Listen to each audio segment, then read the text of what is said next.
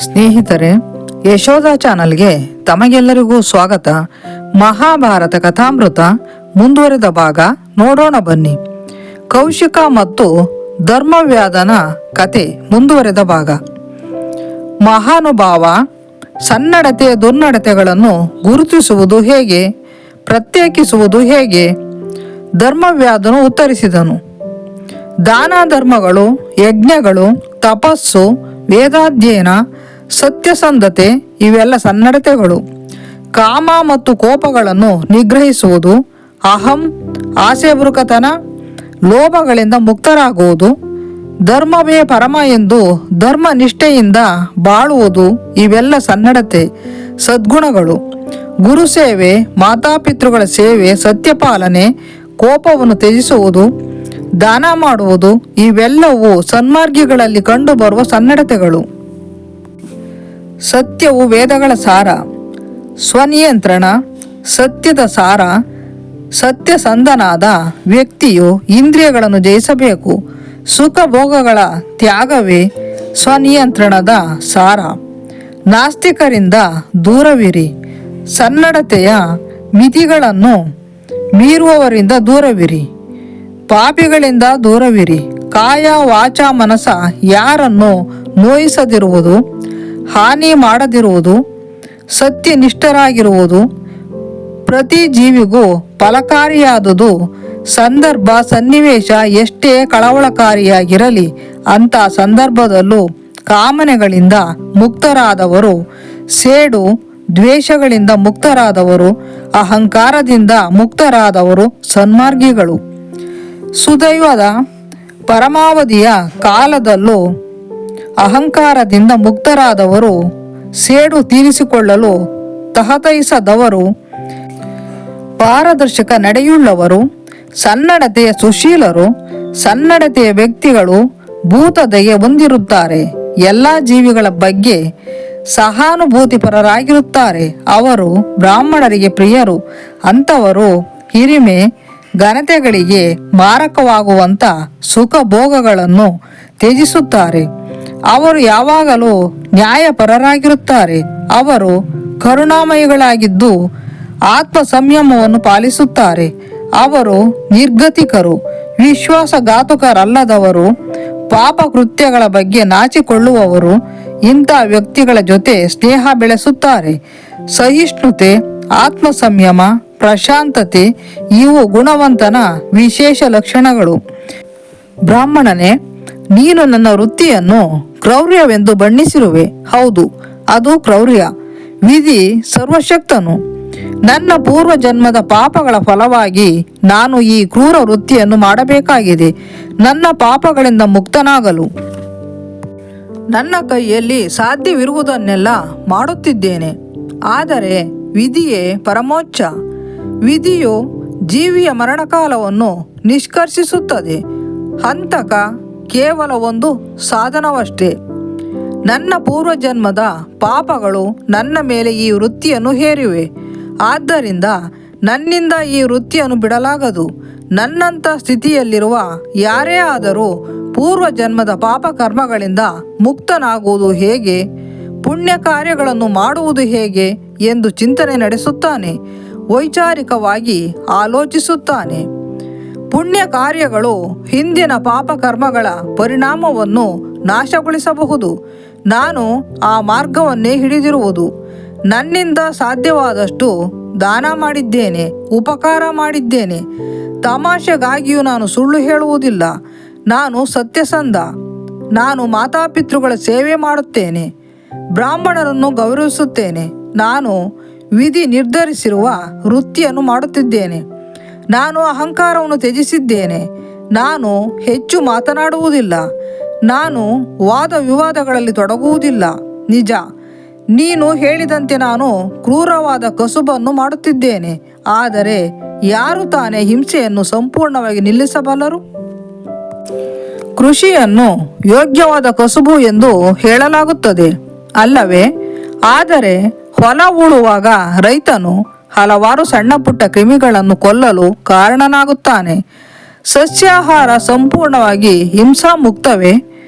ಕೆಲವರು ಪ್ರಾಣಿವಧೆ ಮಾಡುತ್ತಾರೆ. ಕೆಲವರು ಗಿಡಗಳನ್ನು ಮರಗಳನ್ನು ಕತ್ತರಿಸುತ್ತಾರೆ. ಜಲದೊಳಗೂ ಸಾವಯವ ಜೀವಿಗಳು ಇರುತ್ತವೆ. ಒಂದು ಪ್ರಾಣಿ ಮತ್ತೊಂದು ಪ್ರಾಣಿಗೆ ಆಹಾರವಾಗಿರುವುದರಿಂದಲೇ ಭೂಮಿಯ ಮೇಲೆ ಬದುಕುವುದು ಸಾಧ್ಯವಾಗಿದೆ. ವಿವೇಕಿಗಳು, ಜ್ಞಾನಿಗಳು ನಡೆದಾಡುವಾಗ ಅಥವಾ ಮಲಗಿದಾಗ ಅನೇಕ ಪ್ರಾಣಿಗಳು ಹತ್ಯೆ ಮಾಡುತ್ತಾರೆ.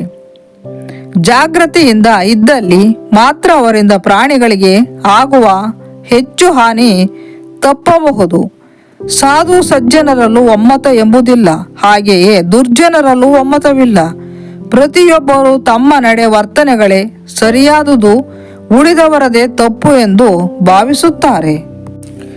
ಎಲೈ ಬ್ರಾಹ್ಮಣನೇ, ಕೇಳು.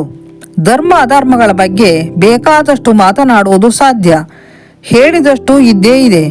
ನನ್ನ ಅಭಿಪ್ರಾಯದಲ್ಲಿ ಯಾವನು ತನ್ನ ಕುಟುಂಬದ ವೃತ್ತಿಯನ್ನು ಅನುಸರಿಸುವನೋ ಅವನು ಕೀರ್ತಿವಂತನಾಗುವನು. ಧರ್ಮ ಮಾರ್ಗವು ಸೂಕ್ಷ್ಮವಾದುದು ಹಾಗೂ ವೈವಿಧ್ಯಮಯವಾದುದು ಎಂದು ಹಿರಿಯರು ಹೇಳುತ್ತಾರೆ. ಆಪತ್ಕಾಲದಲ್ಲಿ ಅಥವಾ ವಿವಾಹದ ವಿಷಯದಲ್ಲಿ ಸುಳ್ಳು ಹೇಳುವುದು ಪಾಪವಲ್ಲ. ಅಂದರೆ ಎಲ್ಲ ಜೀವಿಗಳಿಗಲ್ಲದಿದ್ದರೂ ಅಧಿಕಸ್ಯ ಅಧಿಕ ಜನರಿಗೆ ಒಳಿತು ಯಾವುದೋ ಅದೇ ಸತ್ಯ. ಬುದ್ಧಿವಂತರು, ಉದ್ಯಮಶೀಲರು ಆದವರು ಭಂಗಪಡುತ್ತಾರೆ, ಆದರೆ ನೀತಿಗೆಟ್ಟವರು, ಸ್ವಾರ್ಥಿಗಳು ವಿಜೃಂಭಿಸುತ್ತಾರೆ. ಜೀವನದಲ್ಲಿ ಸುಖ ಭೋಗಗಳನ್ನು ಅನುಭವಿಸಲು ಬೇಕಾದುದೆಲ್ಲವನ್ನು ಹೊಂದಿರುವವರು ರೋಗ ರುಜಿನಗಳಿಂದ ವಂಚಿತರು. ಇವೆಲ್ಲವೂ ಪೂರ್ವಜನ್ಮದ ಕರ್ಮಫಲಗಳೇ. ಯಾರಿಂದಲೂ ತಮ್ಮ ಜೀವನ ಪಥವನ್ನು ನಿರ್ಧರಿಸಲು ಸಾಧ್ಯವಿಲ್ಲ. ಕೌಶಿಕ ಕೇಳಿದ, ಪ್ರಾಜ್ಞನೆ, ಆತ್ಮವು ಹೇಗೆ ಚಿರಂತನ, ಹೇಗೆ ಅವಿನಾಶಿ ಎಂಬುದನ್ನು ತಿಳಿಯುವ ಇಚ್ಛೆ ನನ್ನದು. ಧರ್ಮವ್ಯಾಧನು ಉತ್ತರಿಸಿದ, ಎಲೆ ವಿಪ್ರನೆ, ಶರೀರವು ಮರಣ ಹೊಂದಿದಾಗ ಆತ್ಮವು ಮರಣಿಸುವುದಿಲ್ಲ. ಅದು ತನ್ನ ವಸತಿಯನ್ನು ಬದಲಾಯಿಸುತ್ತದೆ. ಆದರೆ ಕರ್ಮ ಸಿದ್ಧಾಂತಕ್ಕೆ ಎದುರಿಲ್ಲ, ಅದು ನಿರ್ದಯಿ. ಆತ್ಮವು ಹೇಗೆ ಜನಿಸುತ್ತದೆ? ಅದು ಪಾಪಿಷ್ಠರ ಮನೆಯಲ್ಲಿ ಅಥವಾ ಪುಣ್ಯವಂತರ ಮನೆಯಲ್ಲಿ ಹೇಗೆ ಹುಟ್ಟುತ್ತದೆ? ಕೌಶಿಕನ ಪ್ರಶ್ನೆ. ಇದೂ ಸಹ ಕರ್ಮದಿಂದಲೇ ನಿರ್ಣಯಿಸಲ್ಪಡುತ್ತದೆ ಎಂದು ಧರ್ಮವ್ಯಾಧನು ಉತ್ತರಿಸಿದನು. ಕೌಶಿಕನು ಹೀಗೆ ಹಲವಾರು ಪ್ರಶ್ನೆಗಳನ್ನು ಕೇಳಿ ಧರ್ಮವ್ಯಾಧನಿಂದ ತಿಳುವಳಿಕೆ ಪಡೆದನು. ಧರ್ಮವ್ಯಾಧನು ಲೌಕಿಕ ಜೀವನ ಮತ್ತು ಪುಣ್ಯ ಕಾರ್ಯಗಳ ಗಹನತೆಗಳನ್ನು ವಿವರಿಸಿದನು. ರಾಗ ದ್ವೇಷಗಳನ್ನು, ಆಸೆ ಕೋಪಗಳನ್ನು ಗೆಲ್ಲಬೇಕು. ಆಗ ಮಾತ್ರ ಮಾನವನಿಗೆ ಪಾಪಕೂಪವಾದ ಮೃಣ್ಮಯ ಲೋಕದ ಆಚೆಗಿನ ಮತ್ತೊಂದು ಲೋಕವನ್ನು ಹೊಂದುವುದು ಸಾಧ್ಯವಾದೀತು. ಕರ್ಮವನ್ನು ಪ್ರತಿಫಲಾಪೇಕ್ಷೆಯಿಂದ ಮಾಡುವುದು ನಿಜವಾದ ವಿವೇಕವಲ್ಲ. ಯಾರು ಐಶ್ವರ್ಯವನ್ನು ಬಯಸುವುದಿಲ್ಲವೋ, ಯಾರು ಅನ್ಯರ ಅಭ್ಯುದಯವನ್ನು ಕಂಡು ಕರುಬುವುದಿಲ್ಲವೋ, ಯಾರು ಸಹಾಯವನ್ನು ಕೃತಜ್ಞತೆಯಿಂದ ಸ್ಮರಿಸುತ್ತಾರೋ ಹಾಗೂ ಯಾರು ಅನ್ಯರಿಗೆ ಸಹಾಯ ಮಾಡುವರೋ ಅವರೇ ನಿಜವಾಗಿ ಸುಖಿಗಳು. ಅಂಥವರು ಈ ಪ್ರಪಂಚದಲ್ಲಿ ಧರ್ಮ ಮತ್ತು ಅರ್ಥಸಿದ್ಧಿಯನ್ನು ಪಡೆಯುವರು ಹಾಗೂ ಈ ಪ್ರಪಂಚದಿಂದ ನಿರ್ಗಮಿಸಿದ ನಂತರ ಸ್ವರ್ಗದಲ್ಲಿ ಸ್ಥಾನ ಪಡೆಯುವರು. ಗುಣಾಢ್ಯರು ನಡೆಯುವ ಧರ್ಮದ ಹಾದಿಯಲ್ಲೇ ನಡೆಯಬೇಕು. ರುಜು ಮಾರ್ಗದಲ್ಲಿ ನಡೆಯುವುದರಿಂದ ಸಂತೋಷವು ಪ್ರಾಪ್ತವಾಗುತ್ತದೆ. ಇಂಥವರಿಗೆ ಧರ್ಮವು ಮಾರ್ಗದರ್ಶನ ಮಾಡಿಸುತ್ತದೆ. ಸುಖ ದುಃಖಗಳೆರಡರಲ್ಲೂ ಇಂಥವರ ಮನಸ್ಸು ಪ್ರಶಾಂತವಾಗಿರುವುದು. ರುಜು ಮಾರ್ಗದ ನಡೆತರುವ ಲೌಕಿಕ ಸುಖ ಭೋಗಗಳಿಂದ ಇವರು ತೃಪ್ತರಾಗುವುದಿಲ್ಲ. ಲೌಕಿಕವನ್ನು, ಸುಖ ಸಂತೋಷಗಳನ್ನು ಮೀರಿದ ಶಾಶ್ವತ ಸಂತೋಷ ಹೊಂದಿದೆ ಎಂಬುದು ಇವರಿಗೆ ಗೊತ್ತು ಎಂದೇ ಲೌಕಿಕ ಭೋಗಗಳಲ್ಲಿ ಅನಾಸಕ್ತರು. ಇವರ ಮನಸ್ಸು ಲೌಕಿಕದಿಂದ ಪೂರ್ತಿಯಾಗಿ ಬಿಡುಗಡೆಗೆ ಹಂಬಲಿಸುತ್ತದೆಯಾದರೂ ಮತ್ತೊಬ್ಬರಿಗೆ ಮೇಲ್ಪಂಕ್ತಿ ಹಾಕಿಕೊಡುವ ಉದ್ದೇಶದಿಂದ ಲೌಕಿಕವನ್ನು ತ್ಯಜಿಸುವುದಿಲ್ಲ. ಲೌಕಿಕದಲ್ಲಿದ್ದುಕೊಂಡೇ ಎಲ್ಲ ಕ್ರಿಯೆ ಕರ್ಮಗಳಲ್ಲೂ ಧರ್ಮವನ್ನು ಪಾಲಿಸುತ್ತಾರೆ. ಅಭ್ಯುದಯದ ಹಾದಿಯಲ್ಲಿ ತಪಸ್ಸು ಬಹಳ ಮಹತ್ವದ ಸಾಧನ. ತಪಸ್ಸು ಮಾಡುವವರು ಪ್ರಶಾಂತರಾಗಿರಬೇಕು ಹಾಗೂ ಇಂದ್ರಿಯಗಳನ್ನು ಜಯಿಸಿರಬೇಕು. ಬ್ರಹ್ಮಾನಂದವು ಎಲ್ಲ ಬಗೆಯ ಆನಂದಗಳಿಗಿಂತ ಉತ್ಕೃಷ್ಟವಾದುದು. ಇಂದ್ರಿಯಗಳನ್ನು ಜಯಿಸುವುದು, ಸತ್ಯನಿಷ್ಠರಾಗಿರುವುದು, ಬ್ರಹ್ಮ ಸಾಕ್ಷಾತ್ಕಾರ ಪಡೆಯಲು ಅತಿ ಮುಖ್ಯವಾದುವು. ಮಹಾಭಾರತ ಮುಂದುವರಿಯಲಿದೆ. ಯಶೋಧ ಚಾನಲ್ಗೆ ಸಬ್ಸ್ಕ್ರೈಬ್ ಮಾಡಿ, ಶೇರ್ ಮಾಡಿ, ಲೈಕ್ ಮಾಡಿ, ಕಮೆಂಟ್ ಮಾಡಿ. ಧನ್ಯವಾದಗಳು.